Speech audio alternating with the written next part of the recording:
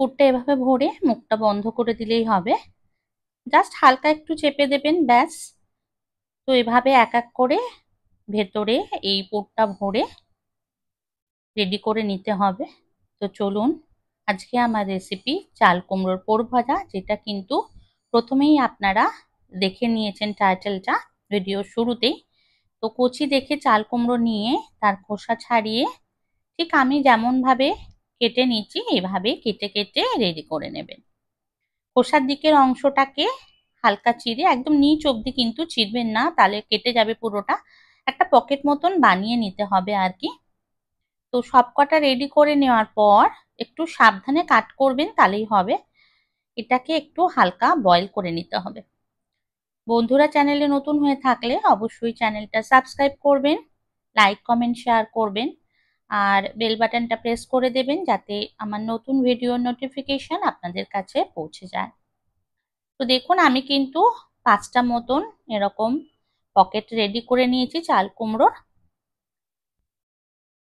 এবার এগুলোকে একটু নুন দিয়ে জাস্ট হালকা ভাপিয়ে নেব, খুব বেশি কিন্তু নরম করব না। কড়াই বসিয়ে দিয়ে জল দিয়ে দিয়েছি, নুনও দিয়ে দিলাম। এটা কিন্তু দুর্দান্ত খেতে লাগে গরম ভাতে, আপনি কিন্তু স্ন্যাক্স হিসাবেও খেতে পারেন। মিনিট 5-7 জাস্ট ফুটিয়ে নিলেই হবে। এটাকে এবার কভার করে দিচ্ছি।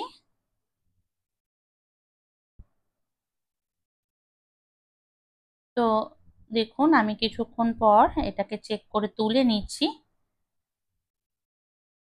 যখন ঠান্ডা হয়ে যাবে অটোমেটিকলি একদম ড্রাই হয়ে যাবে, কোনো জল কিন্তু তখন এর ভেতর আর থাকবে না। তো এটাকে এখন ঠান্ডা হতে দেব। আর এবার আমি যে পুরটা আছে সেই পুরটা রেডি করব। তার জন্য আমাকে নিতে হবে নারকোল, 2 রকম সর্ষে আর পোস্ত। যদিও এতটা নারকোল আমার লাগবে না, কিন্তু আমি এটাকে গ্রেট করে রেখে দেব।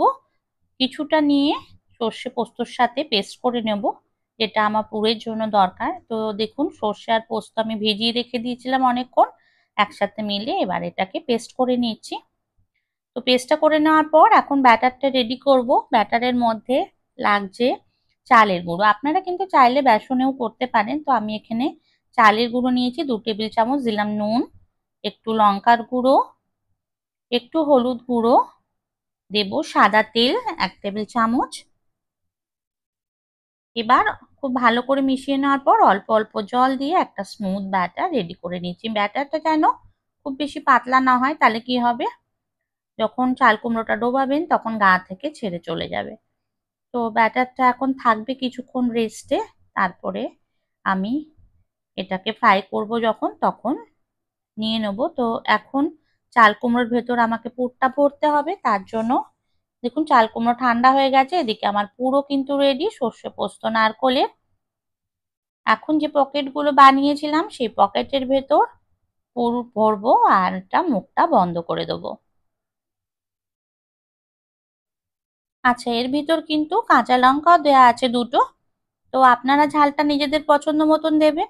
আমি আমার মতন করে ঝাল দিয়ে নিয়েছি, কারণ নুন ঝাল মিষ্টি নিজেদের পছন্দ মতনই দিতে হয়। তো এক এক করে সমস্তটা রেডি করে নিয়েছি।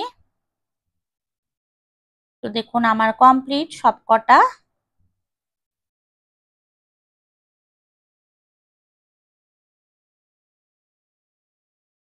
দেখতে পাচ্ছেন কত সুন্দর হয়েছে। এরপর আমি এটাকে ফ্রাই করব। তো চলুন যাই গ্যাসের কাছে, তেল গরম করতে দিয়ে দিয়েছি আর ব্যাটারের মধ্যে কিছুটা কালো জিরে দিয়ে দিয়েছি, খেতে ভালো লাগবে। ভালোভাবে আর একবার ফেটিয়ে নিচ্ছি, এটা আর একটু স্মুথ হবে আর ফ্লাফিও হবে।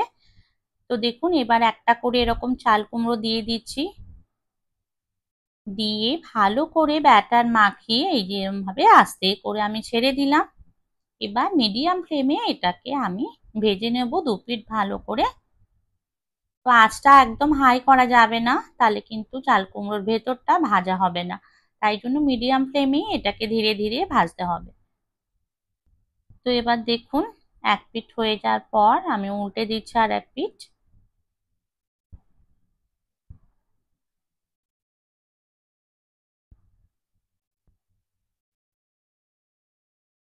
তো কালারটাও চলে এসছে, গোল্ডেন পুরো হয়ে গেছে কালার।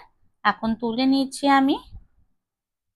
তো এই লাস্ট যেটা দুটো বাকি আছে সেটাকেও ভেজে নিলাম। আমার কিন্তু চাল কুমড়োর পোড় ভাজা রেডি। এবার এটাকে আমি সার্ভ করে দিচ্ছি।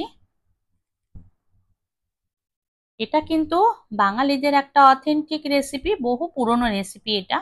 আমার মা এটা খুব ভালো বানাতেন, তার থেকেই আমার শেখা। ট্রাই করবেন অবশ্যই। রেসিপিটা কেমন লাগলো অবশ্যই জানাবেন। তো বন্ধুরা আজ তাহলে রাখছি। দেখা হবে আপনাদের সাথে নতুন কোনো রেসিপিতে। ততক্ষণ ভালো থাকবেন, সুস্থ থাকবেন।